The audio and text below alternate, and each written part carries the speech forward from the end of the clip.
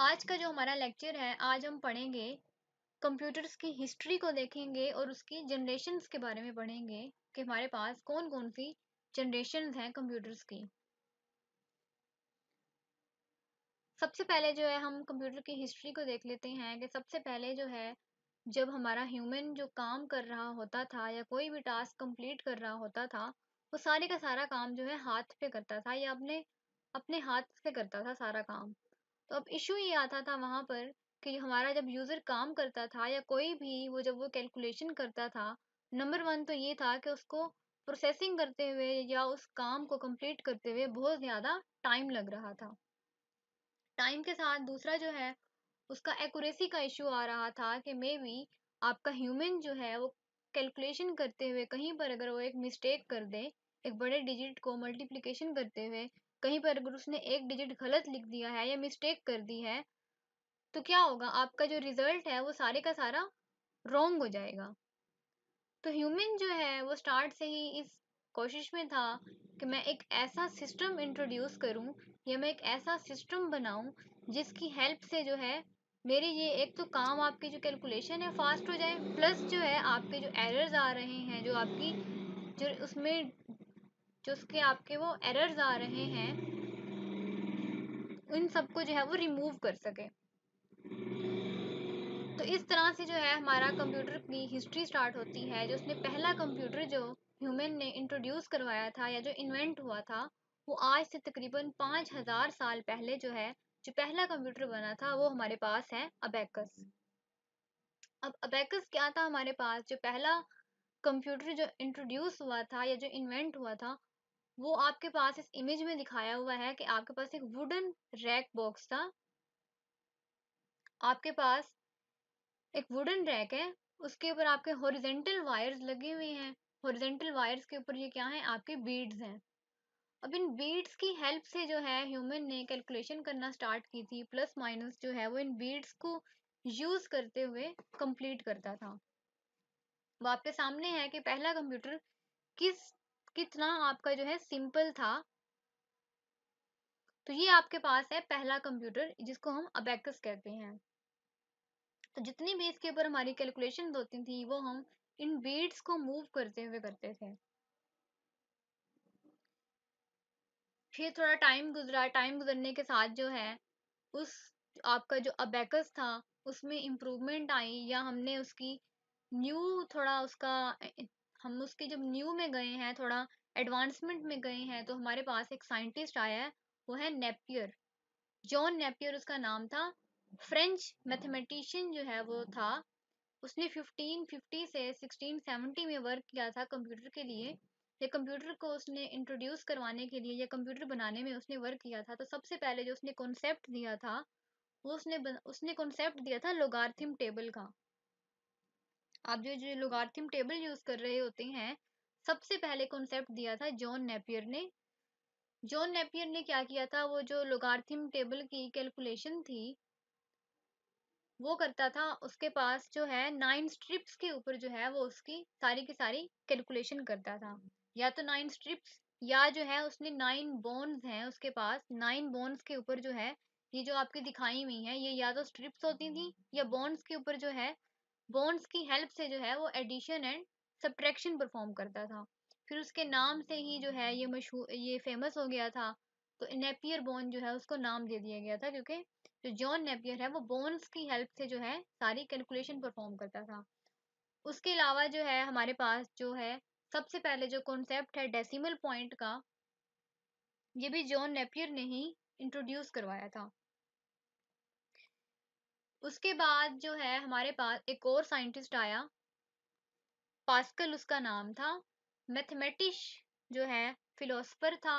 1642 से 1644 में उसने वर्क किया। इसने क्या किया था, इसने पहला जो है ऑटोमेटिक कैलकुलेटर बनाया था। इससे पहले जितने भी हमारे कैलकुलेटर्स थे वो मैन्युअली वर्क कर रहे थे। तो पहला कैलकुलेटर जो है ऑटोमेटिक कैलकुलेटर जो बनाया था वो बनाया था पास्कल ने। अब इसके ऊपर क्या एडिशन एंड सब्ट्रैक्शन जो है परफॉर्म होता था। एडिशन एंड सब्ट्रैक्शन किस तरह से होता था कि देखें आपके पास इमेज में जो है ये व्हील्स दिखाए हुए हैं। इन व्हील्स के ऊपर जो है वो 0 से 9 तक जो है काउंटिंग लिखी हुई होती थी।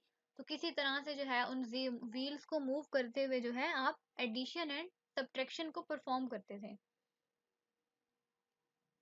अब ये डिवाइस अब आपके सामने, ये कंप्यूटर जो है ये आपके सामने है। आपको इसमें आइडिया हो रहा होगा कि ये कितना बड़ा कंप्यूटर है, जिसकी हेल्प से जो है हम सिर्फ एडिशन एंड सब्ट्रैक्शन परफॉर्म कर रहे थे। फिर थोड़ा और एडवांसमेंट आई, साइंटिस्ट ने और रिसर्च की।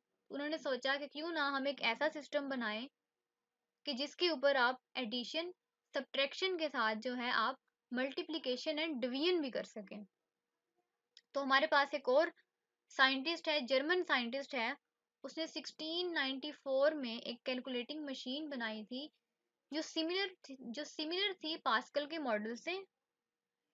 फर्क उसमें ये था, डिफरेंस उसमें ये था कि आपका जो पास्कल का कंप्यूटर था या जो पास्कल का डिज़ाइन था या मॉडल था वो सिर्फ एडिशन एंड सब्ट्रैक्शन कर रहा था, लेकिन लेबनिट्ज व्हील का जो कंप्यूटर था या जो मॉडल था वो उसके ऊपर जो है मल्टीप्लिकेशन एंड डिवीजन भी परफॉर्म कर रहा था।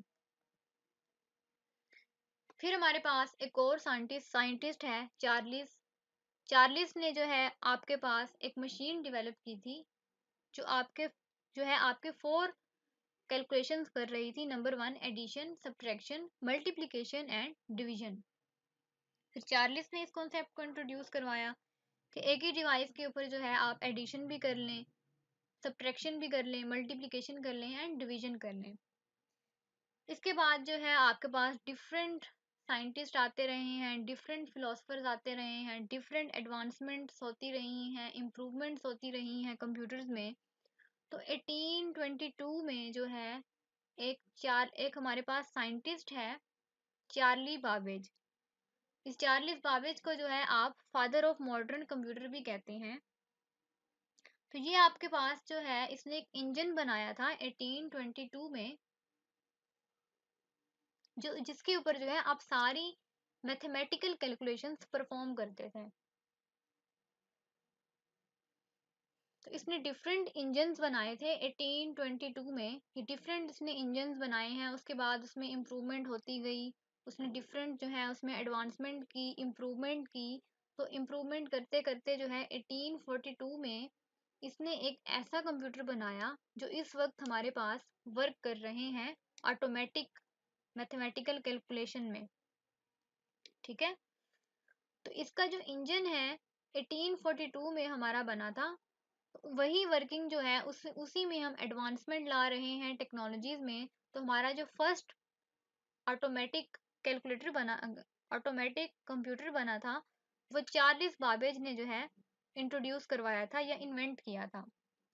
अब उसने जो इंजन बनाया था वो किस तरह से काम करता था कि आप जो एडिशन कर रहे होते थे, तो इसकी जो आपने जो सिस्टम इंट्रोड्यूस करवाया था या जो इंजन इंट्रोड्यूस करवाया था, कंप्यूटर बनाया था, वो 1 मिनट में आपको 60 एडिशन परफॉर्म करके देता था। फिर एक और साइंटिस्ट है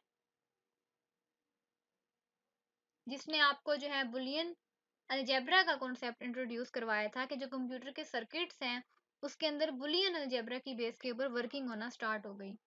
फिर जॉर्ज बुली आया, उसने आपको बाइनरी सिस्टम को इंट्रोड्यूस करवाया। बाइनरी सिस्टम ऑफ अलजेब्रा के बारे में जो है उसने इंट्रोड्यूस करवाया मैथमेटिकल कैलकुलेशंस में। फिर हमारे पास डिफरेंट जो हैं ये हमारे पास इम्प्रूवमेंट्स आती गई हैं टेक्नोलॉजी में या कंप्यूटर्स में, जो है डिफरेंट इम्प्रूवमेंट्स आती रही हैं। लेकिन इससे पहले जितने भी कंप्यूटर्स थे वो आपके ऑर्गेनाइजेशंस में ही यूज़ हो रहे थे। सबसे पहले जो है एक उस ये सारी इम्प्रूवमेंट्स के बाद जो है एक ऐसा कंप्यूटर बन गया था चार्लिस बाबेज के इंजन के बाद या उसके सिस्टम के बाद एक ऐसा सिस्टम हमारे पास बन चुका था जिसको आप कमर्शियली यूज करने के लिए दे सकते थे।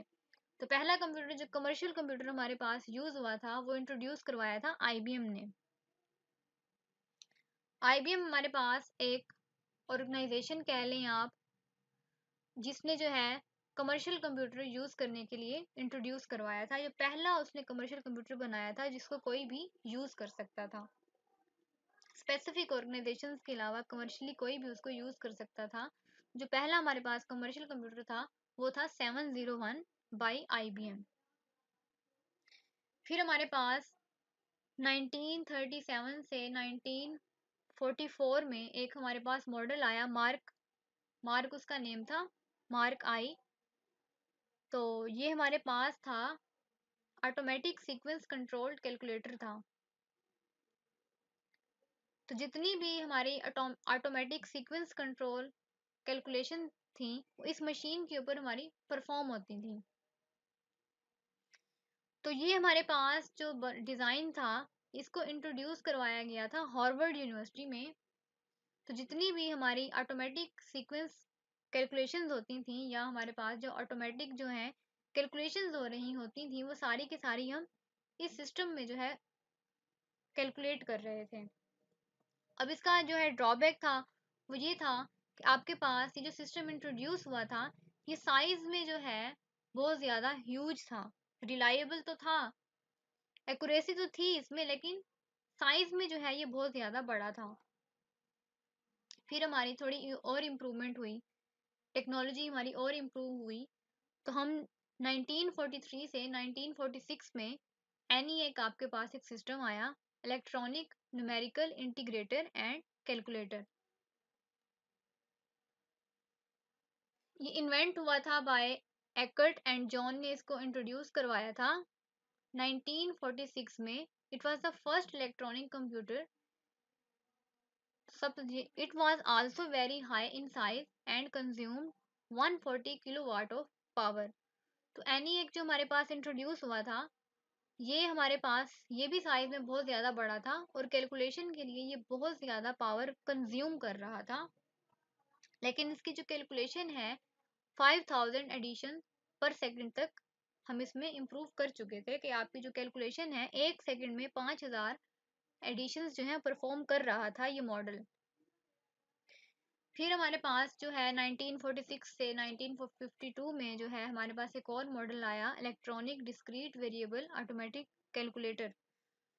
तो हमारे पास वॉन न्यूमैन ने जो है इसको इंट्रोड्यूस करवाया था।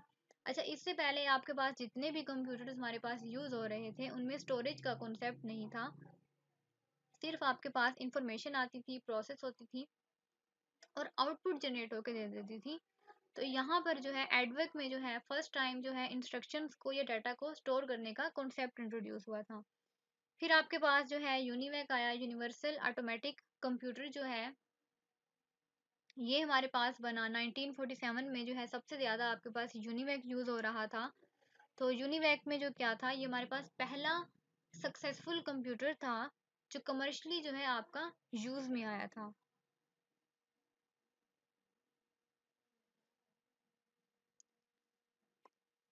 उसके बाद जो है हम इसकी जनरेशन्स के बारे में पढ़ लेते हैं कि जो हमारे पास डिफरेंट जनरेशन्स हैं कंप्यूटर्स की, हम उनको डिस्कस कर लेते हैं कि हमारे पास जनरेशन एक्चुअली में होती क्या है। जनरेशन हमारे पास एक कंप्यूटर होता है, हमारे पास कंप्यूटर्स होते हैं जिनमें हम टाइम के साथ साथ जो है टेक्नोलॉजी हमारी इम्प्रूव होती गई है।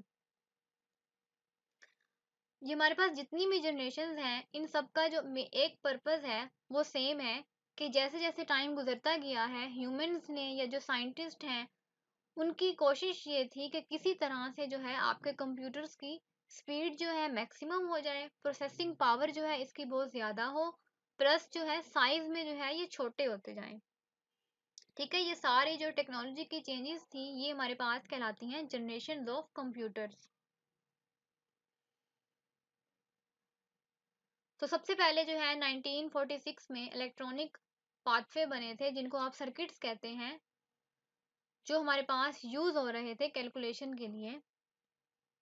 फिर मैंने आपको बताया था कि हमारे पास जो एडिशन के लिए जो है आपके पास वो गियर्स का कॉन्सेप्ट था, गियर्स के थ्रू आप एडिशन या सब्ट्रैक्शन कर रहे होते थे। टाइम के साथ साथ जो है आपके सर्किट्स जो हैं वो स्मॉलर होते गए हैं और उनकी जो जनरेशन्स हैं एडवांस होती गई हैं। तो मैंने आपको पहले भी बताया है कि ये जो टेक्नोलॉजी की इम्प्रूवमेंट है ये हमारे पास कहलाती हैं जनरेशन्स ऑफ कंप्यूटर्स। तो जो हमारे पास इम्प्रूवमेंट हमारी आई हैं वो हमारी स्पीड में आएगी, मेमोरी में आएगी एंड पावर ऑफ कंप्यूटर। पहली जनरेशन को देख लेते हैं कि फर्स्ट जनरेशन में हमारे पास जो कंप्यूटर्स थे वो किस तरह से वर्क कर रहे थे। फर्स्ट जनरेशन जो है आपके पास कंप्यूटर्स की 1946 से 1959 में आपकी पहली जनरेशन के कंप्यूटर्स जो हैं वर्क कर रहे थे। टेक्नोलॉजी जो इसके अंदर वर्क कर रही थी वो थी आपके पास वैक्यूम ट्यूब। वैक्यूम ट्यूब की हेल्प से जो है आपके ये कंप्यूटर सारी की सारी कैलकुलेशन कर रहे थे।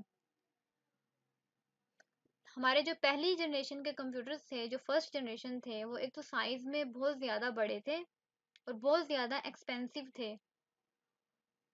साइज में भी ह्यूज थे, एक्सपेंसिव भी थे, लेकिन जो उनकी कैलकुलेशन थी वो बहुत ज़्यादा स्लो थी। टेक्नोलॉजी आप इसमें जो है वैक्यूम ट्यूब यूज़ हो रही थी। तो फर्स्ट जनरेशन में जो आपकी टेक्नोलॉजी चल रही थी वो वैक्यूम ट्यूब चल रही थी। वैक्यूम ट्यूब्स के बारे में मैं बता दूं आपको कि आपके पास पुराने जो हैं आपके टीवीज हैं, आपने देखा होगा कि आपके सामने एक डिस्प्ले है, आपकी स्क्रीन है। स्क्रीन की बैक साइड पर जो है ना आपके जो है ना वो ट्रायंगल टाइप जो है वो एक लंबी सी जो उनकी वो जो है ना बनी हुई होती है। तो उनके अंदर भी जो है आपके पास वही वैक्यूम ट्यूब जो हैं वर्क कर रही होती थी डिस्प्ले लाने के लिए, जो आपकी स्क्रीन पे डिस्प्ले आ रहा होता है। तो यही जो वैक्यूम ट्यूब टेक्नोलॉजी है ये आपकी फर्स्ट जनरेशन कंप्यूटर्स में जो है वर्क कर रही होती थी। दूसरा जो है आपका इसका एक नेगेटिव ये था कि हमारे पास जो कंप्यूटर्स थे फर्स्ट जनरेशन, वो मशीन लैंग्वेज के ऊपर काम कर रहे थे। मशीन लैंग्वेज के ऊपर किस तरह से काम कर रहे थे कि मैंने आपको बताया पहले कि जो हमारे कंप्यूटर्स हैं वो ज़ीरो एंड वन की फॉर्म को समझते हैं। तो हमने कंप्यूटर से जब भी कोई काम करना होता था तो हम उसको ज़ीरो एंड वन की फॉर्म में इंस्ट्रक्शन देते थे। तो फर्स्ट जनरेशन कंप्यूटर्स जो हैं नॉर्मल यूज़र उसको यूज़ नहीं कर सकता था, सिर्फ जो प्रोग्रामर्स जो हैं उसको यूज़ करते थे। तो हमारा यूज़र क्या करता था, हमारा जिसने जो कंप्यूटर्स को यूज़ करना चाह रहा होता था, जो अपना उसका इनपुट डाटा होता था वो सबमिट करवा देता था। हमारा जो प्रोग्रामर होता है या जो कंप्यूटर ऑपरेटर होता है उसको सबमिट करवा देता था। तो सबमिट करवाने के बाद जो वहाँ पर जो है बैच ऑपरेटिंग सिस्टम के थ्रू जो है ना फिर उसकी आपकी जो है वो टास्क कंप्लीट होते थे। या पंच कार्ड्स जो हैं, पंच कार्ड्स के ऊपर जो है आपकी जो है सारी जो है इनपुट सबमिट हो रही होती थी। Magnetic tape and paper tape were used as output and input devices in these generation. तो आपके पास जो मैग्नेटिक टेप है या आपका जो पेपर टेप है ये उस वक्त यूज हो रहे थे एज एन आउटपुट। तो हमारे पास जो स्टोरेज के लिए है वो बहुत ज़्यादा जो हाई स्टोरेज डिवाइसेस हैं वो उस वक्त अवेलेबल नहीं थी। ये डिफरेंट मॉडल्स बताए हुए हैं, एनीवेक है, एडवेक है, यूनिवेक है। तो ये डिफरेंट मॉडल्स हैं जो हमारे पास फर्स्ट जनरेशन में यूज हो रहे थे। और उसके एडवांटेजेस बताए हुए हैं कि हमारे पास ये वैक्यूम ट्यूब के ऊपर वर्क कर रहे थे। उस वक्त हमारे पास जो टेक्नोलॉजी अवेलेबल थी वो हमारे पास वैक्यूम ट्यूब्स ही अवेलेबल थी। तो वैक्यूम ट्यूब्स की हेल्प से जो है आपके कंप्यूटर्स जो हैं ये वर्क कर रहे थे और मिली सेकंड्स में जो है आपकी कैलकुलेशंस परफॉर्म हो रही थी। अब डिसएडवांटेज इसका ये था कि हमारे जो पहली जनरेशन के कंप्यूटर्स थे वो साइज़ में बहुत ज़्यादा बड़े थे और क्योंकि ये आपके पास वैक्यूम ट्यूब्स के हेल्प से जो है सारी की सारी कैलकुलेशन कर रहे होते थे, तो आपके जो वैक्यूम ट्यूब्स हैं इनको हीट का इशू आ रहा था। तो फिर उनको कूल डाउन करने के लिए हमें बहुत ज़्यादा जो है उसको कूलिंग सिस्टम्स जो हैं वो यूज़ करने पड़ रहे थे। ठीक है, तो ये हमारे पास वैक्यूम ट्यूब्स को यूज़ करते हुए जो कंप्यूटर्स बन रहे थे वो कॉस्ट में भी बहुत ज़्यादा थे। प्लस जो है आपके पहली जनरेशन में जो है मैंने आपको पहले भी इसका बताया कि हमारे पास जो स्टोरेज थी वो बहुत ज़्यादा कम थी। आपके पास हाई स्टोरेज डिवाइसेस अवेलेबल नहीं थी और प्रोग्रामिंग लैंग्वेज में जो है आपका वर्क हो रहा था। मैंने इसका बताया है आपको कि ज़ीरो वन की फॉर्म में जो है वो सारी की सारी इनपुट जो है सबमिट करवाई जाती थी और इसके अंदर लेकिन जो एनर्जी है वो बहुत ज़्यादा यूज़ हो रही थी। और हमारे जो पहली जनरेशन के कंप्यूटर्स थे, जो हमारे फर्स्ट जनरेशन कंप्यूटर्स थे, उनको मेंटेनेंस की जो है वो बहुत ज़्यादा ज़रूरत होती थी। उसके बाद जो हमारे पास सेकंड जनरेशन आई, जो हमारे पास टेक्नोलॉजी में इम्प्रूवमेंट आई, तो हमने सेकंड जनरेशन में जो है ये 1959 से 1965 में जो है आपके पास सेकंड जनरेशन इंट्रोड्यूस हुई। टेक्नोलॉजी में जो चेंज आया था, पहले आप लोग जो हम वैक्यूम ट्यूब्स को यूज़ कर रहे थे, वैक्यूम ट्यूब्स को हमने रिप्लेस कर दिया ट्रांजिस्टर्स के साथ।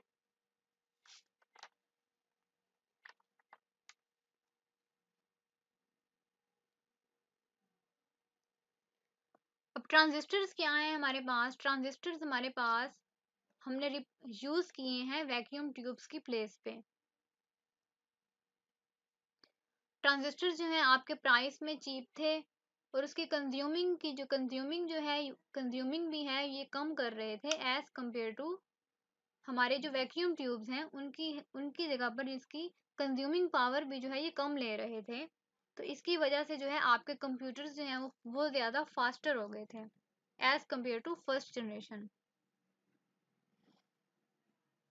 स्टोरेज के लिए जो है आपको यहाँ पर सेकंड जनरेशन में जो है मैग्नेटिक डिस्क इंट्रोड्यूस हो गई थी एंड टेप्स को जो है हमने यूज़ करना स्टार्ट कर दिया था सेकंड जनरेशन में। इसके अलावा जो है आपकी जो लैंग्वेज है, पहले जो कंप्यूटर्स के ऊपर कैलकुलेशन हो रही थी या जो इनपुट सबमिट हो रही थी, वो टोटली जो है मशीन लैंग्वेज के ऊपर सबमिट हो रही थी।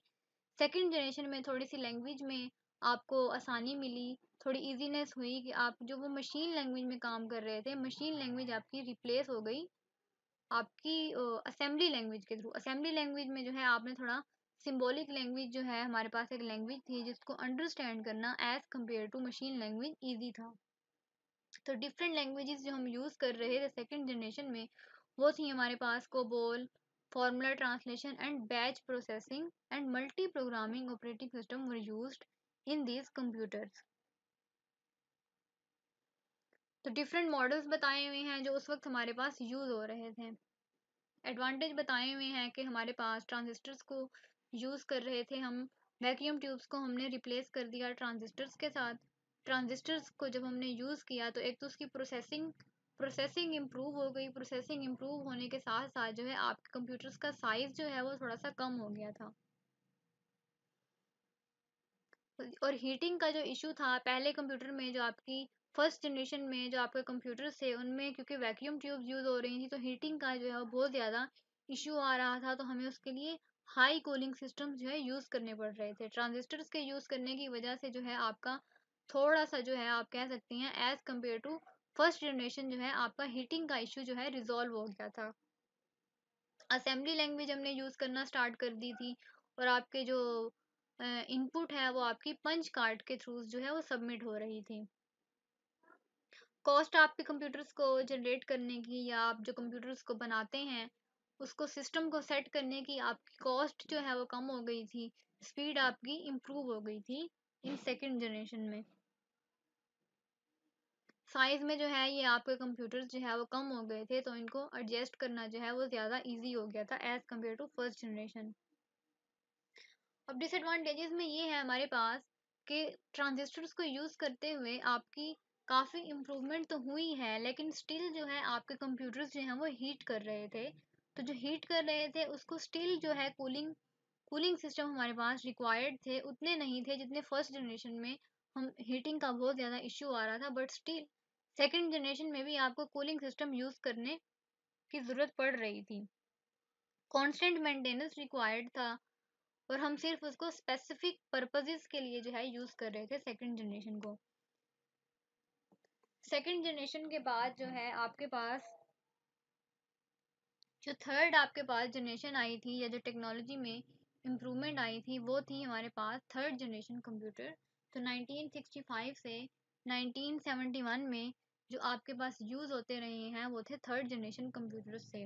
टेक्नोलॉजी में जो हमारे पास इम्प्रूवमेंट आई थी, सेकंड जनरेशन में हम ट्रांजिस्टर्स को यूज़ कर रहे थे। ट्रांजिस्टर्स को यहाँ पर हमने रिप्लेस कर दिया है इंटीग्रेटेड सर्किट्स के साथ। इंटीग्रेटेड सर्किट्स क्या है हमारे पास? इंटीग्रेटेड सर्किट्स हमारे पास एक ऐसा सर्किट होता है जिसमें आप थाउजेंड ऑफ ट्रांजिस्टर्स जो है वे यूज कर सकते हैं एक ही इंटीग्रेटेड सर्किट में। आप ये कह सकते हैं कि सेकंड जनरेशन में आप थाउजेंड जो ट्रांजिस्टर्स यूज कर रहे थे, अब उसको हमने रिप्लेस किया है इंटीग्रेटेड सर्किट्स के साथ। तो आपके पास ये जो इंटीग्रेटेड सर्किट है, इसकी जो प्रोसेसिंग है वो इक्वल टू है 1000 ट्रांजिस्टर। जो आप 1000 ट्रांजिस्टर्स लगा रहे थे, उसकी जगह पे आपने सिर्फ एक इंटीग्रेटेड सर्किट लगाना है और उसकी प्रोसेसिंग पावर जो है, प्रोसेसिंग स्पीड है, वो इक्वल हो जाती है सेकंड जनरेशन कंप्यूटर के। तो क्योंकि हमने ट्रांजिस्टर को रिप्लेस किया है इंटीग्रेटेड सर्किट के साथ, तो फिर हमारा जो कंप्यूटर का साइज था वो थोड़ा और जो है रिड्यूस हो गया था थर्ड जनरेशन में। Single IC can pack huge number of transistor which increase the power of computer and reduce the cost. ठीक है, आपका जो कंप्यूटर का साइज है वो भी कम हो गया था और उसकी जो कॉस्ट है वो भी रिड्यूस्ड हो गई थी। The computers also become more reliable, efficient and smaller in size. Size इनका स्मॉलर हो गया था और ज़्यादा रिलायबल हो गए थे। उसके साथ जो ऑपरेटिंग सिस्टम हमारे पास यूज़ हो रहे थे, remote processing, time sharing and multi programming as operating system. पहले आपके पास जो है, हम पहली जनरेशन में जो हम फर्स्ट एंड सेकंड में हमने यूज़ किए थे, वहाँ पर आप यूज़ कर रहे थे batch operating system. Batch operating system जो है बैच की फॉर्म में जो है आपकी सारे के सारे टास्क को जो है कंप्लीट कर रहा था। थर्ड जनरेशन में जो है आपने रिमोट प्रोसेसिंग या टाइम शेयरिंग या मल्टी प्रोग्रामिंग जो है, आपने मल्टीपल प्रोग्राम एट ए सेम टाइम पर एग्जीक्यूट करना या ओपन करना स्टार्ट कर दिए थे। हाई लेवल लैंग्वेज हमारे पास यूज होना स्टार्ट हो गई थी। हाई लेवल लैंग्वेज हमारे पास ऐसी लैंग्वेज होती है जो हमारे यूज़र के लिए जो है उसको अंडरस्टैंड करना आसान होता है।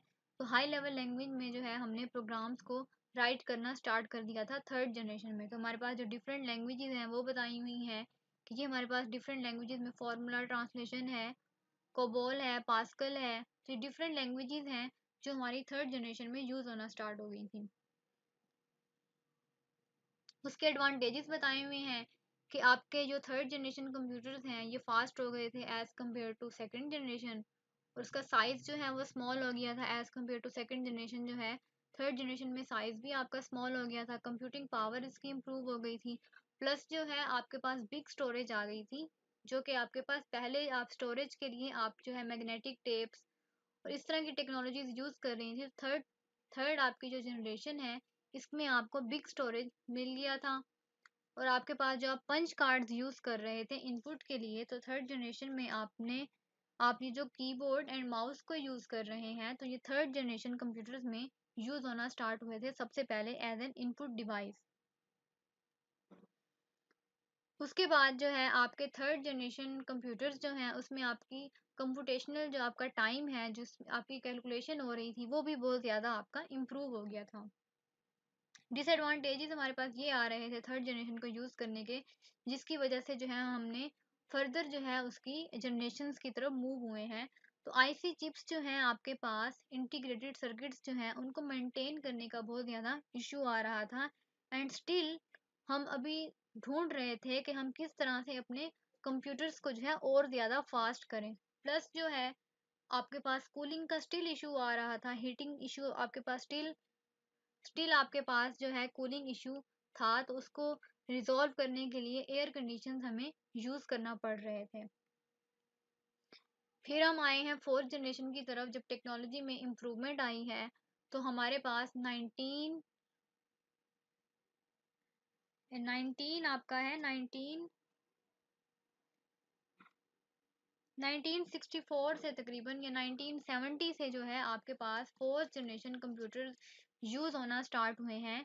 तो टेक्नोलॉजी में जो आपके पास फ़र्क आ रहा था वो आपके पास फ़र्क था जो इम्प्रूव्ड हुआ था, जो आपके पास जो इंटीग्रेटेड सर्किट्स थे, उन इंटीग्रेटेड सर्किट्स को हमने माइक्रो प्रोसेसर्स के साथ रिप्लेस कर दिया था।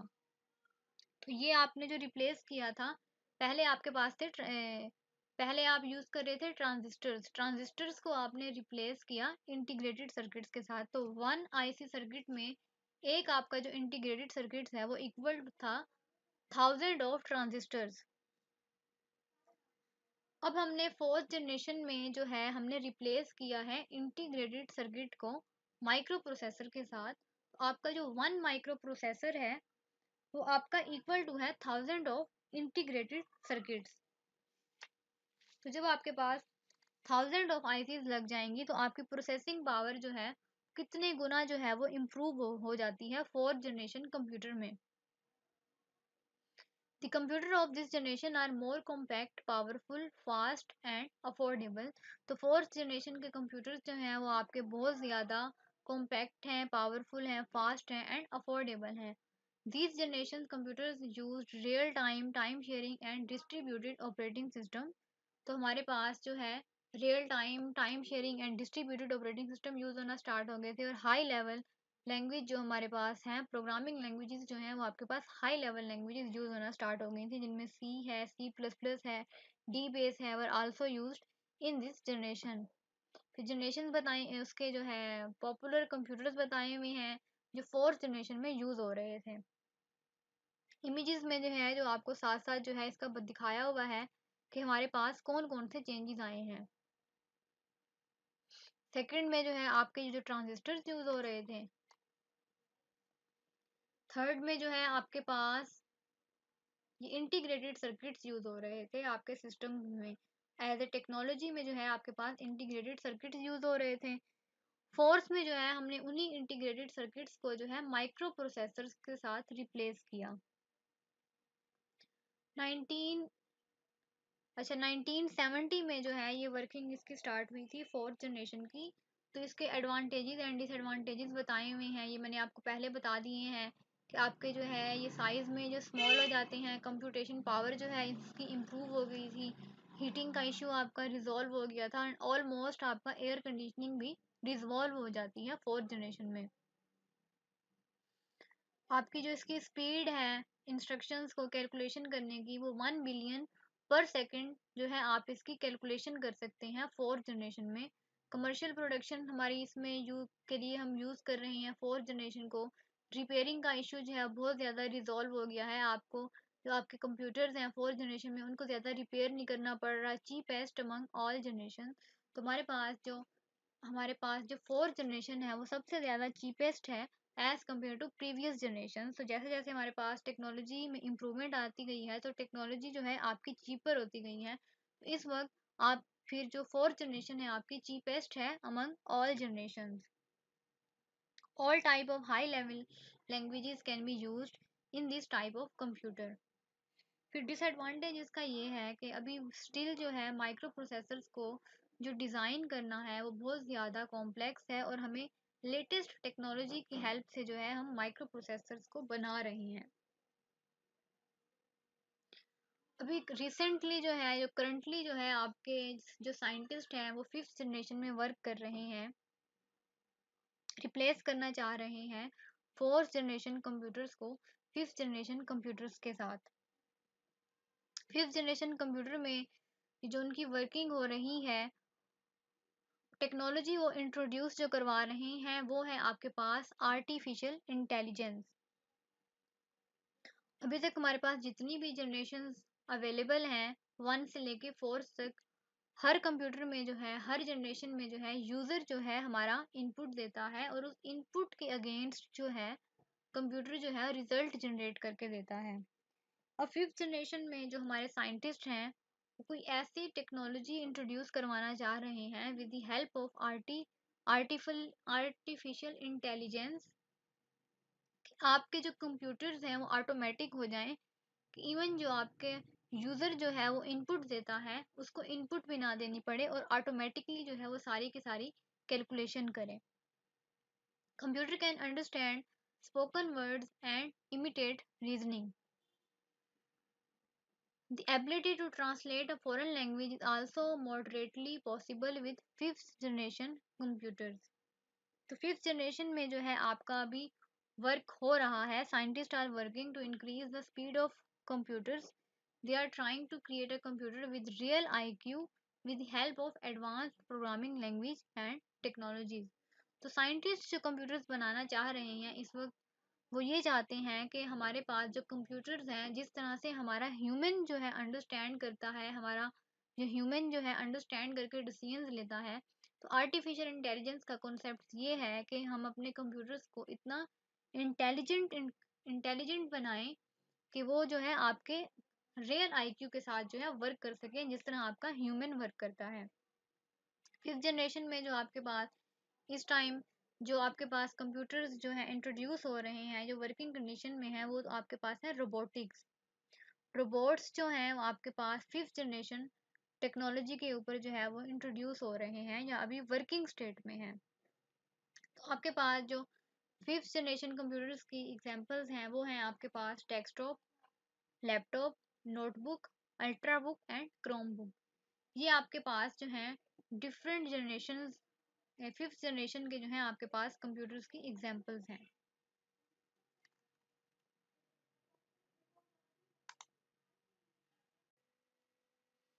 उसके बाद जो है मैंने आपको एक कंपैरिजन टेबल दे दिया है।